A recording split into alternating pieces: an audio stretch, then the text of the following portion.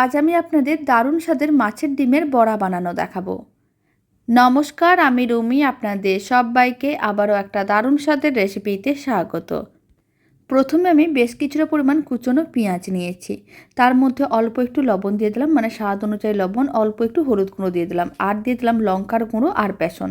3 চামচের মতন বেসন দিয়েছিলাম। এবার দিয়ে দিলাম মাছের ডিম। এবার সমস্ত কিছু একসঙ্গে খুব ভালো করে মিশিয়ে নিতে হবে। খুব ভালো করে মেশানো হয়ে গেছে, মিশ্রণটা একেবারেই রেডি। এবার একটা ফ্রাইং প্যান নিয়েছিলাম, কিছুটা পরিমাণ তেল দিয়ে দিলাম। তেলটা গরম করে নিতে হবে।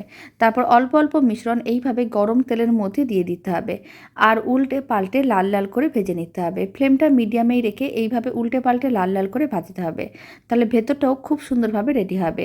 যদি ফ্লেমটা হাইতে থাকে তাহলে ওপরটা অনেক তাড়াতাড়ি লাল হয়ে যাবে, তবে ভেতরটা কাঁচা থেকে যেতে পারে। তাই মিডিয়াম ফ্লেমে এইভাবে উল্টে পাল্টে বড়াগুলোকে লাল লাল করে ভেজে নিয়েছিলাম। মাছের ডিমের বড়া একেবারেই রেডি।